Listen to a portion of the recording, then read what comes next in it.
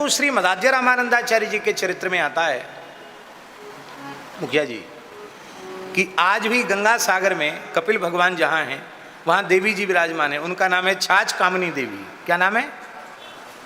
बंगाल की देवी थी उस समय छाछ कामनी देवी, और वहाँ अत्यधिक पशुओं की हिंसा बलिदान होता था। स्वामी जी जमात के सहित वहाँ पधारे तो रसोई बन के तैयार थी, ठाकुर जी को भोग लगने वाला था। तब तक वहाँ दुष्टों ने आकर के देवी के स्थान पर जीव की हत्या करने का उपक्रम किया। आचार्य चरण बोले जहाँ हिंसा होती वहाँ का अन्न जल नहीं लेना चाहिए, उठो यहाँ से, यहाँ की सामग्री भोग लगाने योग्य नहीं है। वहाँ से चले। भगवती ने तो वो सब ग्रहण किया नहीं। अंत में शरण में आई, बोले हम ठाकुर जी के दरबार में जवाब कैसे देंगे, इतने भूखे संत बिना ठाकुर जी का प्रसाद पाए चले जाएं। वो सामग्री सब सुरक्षित है, आप लोग पाओ। स्वामी जी ने कहा तुम प्रतिज्ञा करो कि हम भजन करेंगे, अभी उल्टा पलटा खान पान नहीं करेंगे, तो हम चल सकते, नहीं तो नहीं। बोले हम प्रतिज्ञा करते हैं। तो छाछ कामनी देवी उनकी शिष्य हुई। आज भी कपिल जी के वहाँ छाछ कामनी देवी विराजमान है, और उसी ने बताया था छाछ कामनी देवी ने कि कपिल भगवान की मूर्ति कहाँ है, जो श्री रामानंदाचार्य जी ने प्रकट करके प्रतिष्ठित किया। इसलिए आज भी हनुमानगढ़ी की परंपरा में कपिल भगवान की पूजा होती है। आज भी अयोध्या हनुमानगढ़ी का अधिकार कपिल भगवान के मंदिर पर है। श्री रामानंदाचार्य जी के द्वारा कपिल भगवान की प्रतिष्ठा की गई। निपट नरहरिया नंद के करदाता दुर्गा भई, घर घर लकड़ी ना ही शक्ति को सदन उदारे, शक्त भक्त सो बोल दिन ही प्रति बरही डारे। नाभाजी ने लिखा है। नरहरियानंद जी की जमात प्रयाग में अलोपी बाग में पड़ी थी। आज भी अलोपी देवी का मठ है, अलोपी बाग है, वहाँ जमात पड़ी हुई थी। और चातुर्मास से चल रहा था। वर्षा में लकड़ी समाप्त हो गई, ठाकुर जी की रसोई कैसे बने। तो श्री नरहरियानंदाचार्य जी बोले कोई बात नहीं, देवी जी का मंदिर है, लकड़ी की खूब कारीगरी की गई है, कोई ना कोई भगत चेत जाएगा तो नया मंदिर बन जाएगा, ठाकुर जी तो भूखे नहीं रहेंगे। तो कुल्हाड़ी लेके आचार्य चरण गए और देवी जी के मंदिर को उजाड़ने का विचार किया। देवी जी बोली बाबा भगत तो बनवा में हमारो मंदिर, और तुम हमारे जंगला किवाड़ फाटक सब कुल्हाड़ी से काट पीट करके ले जाने वाले। बोले भाई ठाकुर जी तो भूखे नहीं रह सकते हैं, आपका मंदिर तो कोई भी बना देगा। तब उन्होंने कहा कि ऐसा करो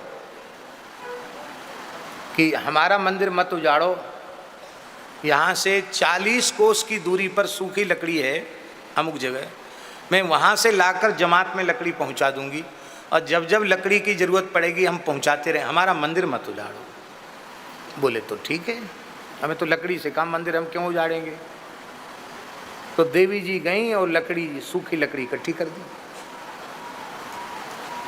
एक ग्वारिया दूध देवे वारो आतो, ग्वाला, उसकी ग्वालिन कभी कभी आती कभी ग्वाला आता। तो ग्वालिन दूध देने आई तो उसने कहा कि बाबा जी कल तक तो तुम्हारे यहाँ लकड़ी की चर्चा हो रही थी, लकड़ी नहीं है, और पानी इतना बरस रहा है, लकड़ी कहीं मिलती नहीं है, और इतनी लकड़ी कहाँ से आ गई। संत भोले होते हैं, सही बात बता दी कि ऐसे ऐसे हमारे लकड़ी की समस्या थी, तो हमारे स्वामी जी मंदिर उजाड़ने चले गए। देवी जी ने कहा हम पहुँचा देंगे। रात में देवी जी यहाँ लकड़ी इकट्ठी करके गई है। वो ग्वालिन अपने घर पहुंची, अपने पति से झगड़ गई। बोले मैं कितने दिन से परेशान हूँ लकड़ी के लिए, ईंधन सब गीला हो गया, तुम भी चले जाओ कुल्हाड़ी लेके देवी जी के यहाँ, बढ़िया उपाय है।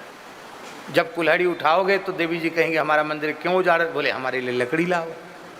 वो भी गया नकल करने संत की, तो देवी जी ने उसको तो उठा के धड़ाम से पटक दिया। अब बेहोश हो गया, प्राण कैसे बचें। झाड़ फूक करने वाले लोग बुलाए, देवी देवता बुलाए जाते ना, माथे चढ़ के बोलते देवता, बुलाए गए कि भाई क्या गए, संत की नकल करता है। अब प्रायश्चित यही है कि जब तक जमात पड़ी रहे इसके परिवार को लकड़ी की सेवा करनी पड़ेगी, नहीं तो इसका सर्वनाश कर दूंगा।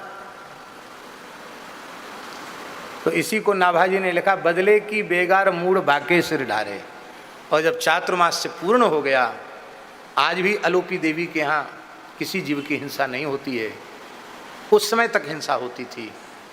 तो अलोपी देवी ने कहा कि हमें श्री राम तारक प्रदान कर दो, जिससे हम भी अब भजन करें। जम्मू कश्मीर में वैष्णव देवी हैं।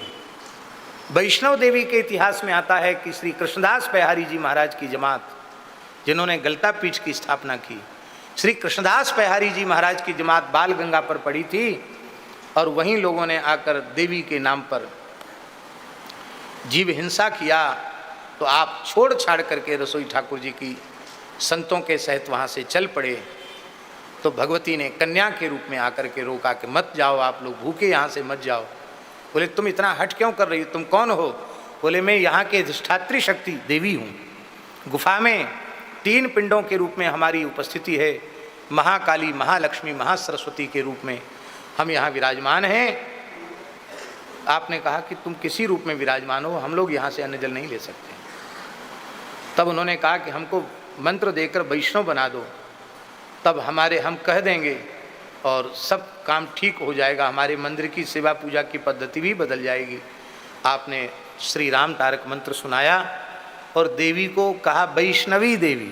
तब से वो वैष्णवी देवी, नहीं तो केवल देवी जी थी, वैष्णवी देवी प्रसिद्ध हो गई। आज भी वहाँ खाक चौक है, अभी भी बिहारी जी के शालिग्राम जी वहाँ रखे हुए हैं और इस इतिहास को आज भी वहाँ लोग बताते हैं वैष्णव देवी में।